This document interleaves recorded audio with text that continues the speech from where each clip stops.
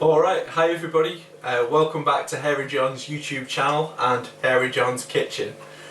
Sorry it's been a little while since I've made a video. Yeah, life has kind of got in the way of making YouTube videos, unfortunately, and work. But today we're going to make some plum wine, so yeah, I hope you enjoy. Without further ado, I shall show you what ingredients and utensils you need to make a plum wine. Okay, so here is everything you will need to make a plum wine. Yeah, apart from the pumpkin there, that's for Halloween, which is coming up soon. Okay, so this kind of ugly looking thing here, these are plums from my granddad's tree, and yes, I had to freeze them because I didn't have time to make plum wine immediately, but that's not a problem. But they're all weighed out, they're all washed before they were frozen, and this is approximately 1.4 to 1.5 kilograms of plums. So yes, that's what we need. Okay, over here as well, we've got the same amount of sugar. So yeah, I always like to go for the purest kind of sugar I can find. In this case, the shops had Demerara sugar, so that's what I've gone for. I've had good results with this in the past, so fantastic. So yes, this is 1.5 kilograms as well, so we've got the same kind of ratio. We also have a spoon to stir it with, always comes in handy. The homebrew shop man recommended a burgundy yeast, sorry, for this wine. So yeah, I don't think I've tried this before, but he said plum goes very well with a burgundy yeast. So I had good results with a Bordeaux last year, but we're going to give this a go this year and see how it is. Also, optional here is the hydrometer. It's going to be optional for me this year because I actually broke mine and only remembered this morning. So yeah, it's not essential. You can sort of do it the traditional way by just matching the fruit and the sugar together, and you'll get something in the area of 13 to 15% wine. That's what I like, and I'm sure I won't have any trouble.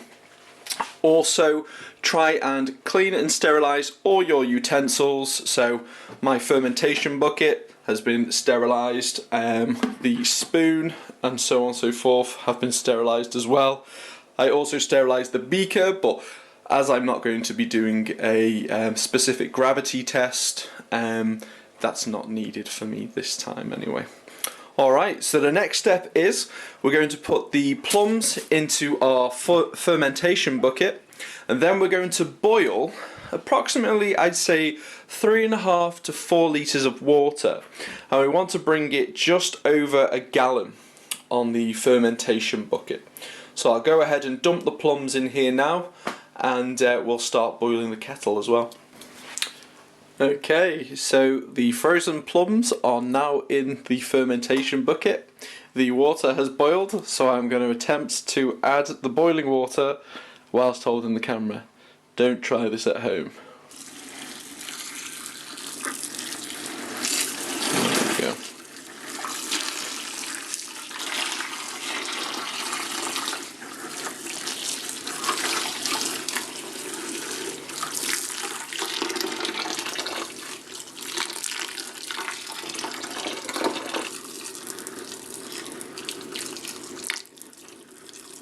Okay, that didn't go too bad.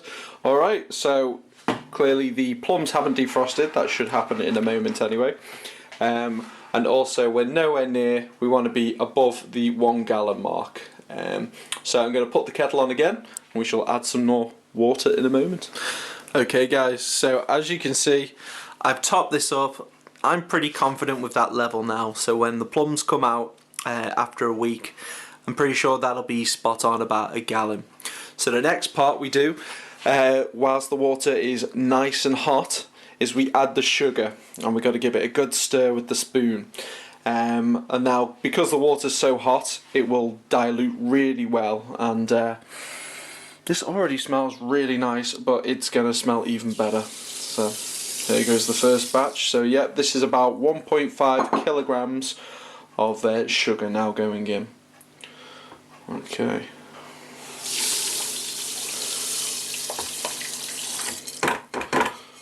Lovely. I'll get those extra bits of sugar when I've got two hands. So yeah, now we've added the majority of the sugar anyway. You just stir it all up. So you just want this to all dilute now so it mixes in with those plums and brings out this beautiful flavour. And also, of course, it will make our wine stronger at the end, because typically wine will be anywhere from around 12% to about 18, something like that.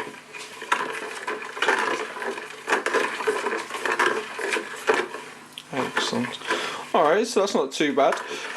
Off camera I'm just going to get the last of this sugar, and then if you were to use a hydrometer now, this would be probably the perfect time, just because you've added all of your sugar, the plums are in there as well, they've had hot water. You should get a good specific gravity or sugar content reading, and that will give you an idea, or just tell you that your wine is on the right track.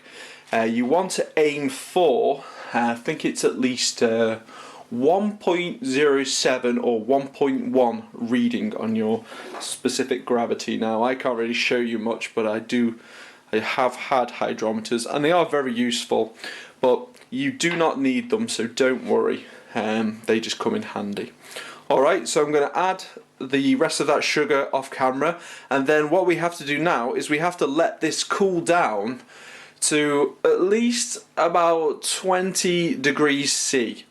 And this is just because the next part is where we add the yeast. If we add the yeast to this while it's still too hot, the yeast will just die. So I'll get my thermometer. This is boiling now, so it's not going to be anywhere near where we need it to be. But yeah, it needs to come down. I like to be around 19 degrees C. Yeah, so bear that in mind. So we'll be back when we add the yeast. Alright everybody, so we are back. It is actually the next day now. I had to go to work yesterday, and when I got home in the evening, it was still too hot to put the yeast in here. I got home and it was about 27 degrees C. So if that would have just killed the yeast, or at least stopped it in its tracks, maybe not killed it quite. Alright, so I've now split the Burgundy red yeast into 5. And this is because one pouch will do approximately 1 gallon of wine. So you want to put about 1/5 of that packet into the wine mixture anyway. So the homebrew guy did tell me that it doesn't matter if you put more, you don't want to put less in, but it doesn't matter if you put more in. So I'm not really going to use much more of this yeast this year, unfortunately. The blackberry rum wasn't very good, so I'm just going to put about 1.5, maybe even 2 in, and see how this goes. I've been told it'll be completely fine if I just chuck the whole thing in. So, alright, off camera I'm going to scoop the yeast into the fermentation bucket. Okay, so as you guys can see, the yeast has been poured onto our wine mixture. Now I've got a little bit saved over, so if I do happen to come across some blackberries or anything else soon, I will use the rest of this packet on that. It should come out fine. Alright, so the packet says to leave this to sit for 15 minutes and then come back and stir it. And the temperature now on this fermentation bucket is 23 degrees C. So anywhere between about 19 and 23 is about perfect, but a little bit each way, you should be fine. Okay, so I'm going to leave this for 15 minutes, then come back and stir. Okay everyone, so we've let the yeast sit on the top of here for 15 minutes now. So what we're going to do is we're going to give it a little bit of a stir. So you're just going to mix it all in now, so it should have started to activate. I just checked the temperature again, and my yeast is down to about 22 degrees C. So that's pretty good. That's like where it wants to be. So yeah, at night this is probably going to go upstairs in a warmer room, so that the yeast is quite happy with what it's doing. Okay, and that's pretty much it. So give it a nice stir, and what you want to do, just keep an eye on this. within 24 hours you should see that the yeast is starting to kind of like foam at the top and react. It should be quite obvious by the next day. And I may do a quick clip of that. But what you want to do now is just put this lid on your fermentation bucket. Now, don't put it tight. You want to be able to lift it up with ease. And the reason being for this is, now that the yeast is in there, it's going to start reacting and bubbling and producing gas. So if you put this lid on really tight, in a few days it may burst off and you may wonder what's happened in your kitchen or wherever you're doing your home brewing. So that's pretty much it. Now, yeah, I'm going to come back and I'm going to show you what the bubbling should look like on the top before I finish this video.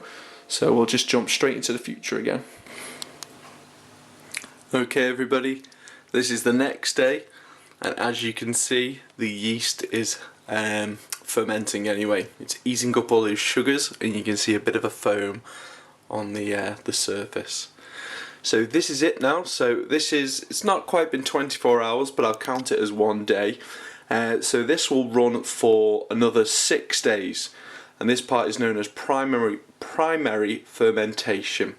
So yeah, like I said before, you just pop this lid on, make sure it's not on tight, so any gases that are bubbling up can escape, and just lift that lid up if the pressure gets too much. Alright guys, thank you for tuning in. Happy brewing. Please like, subscribe, and if you have any questions, please leave them in the comments section below. Have a great day. Bye.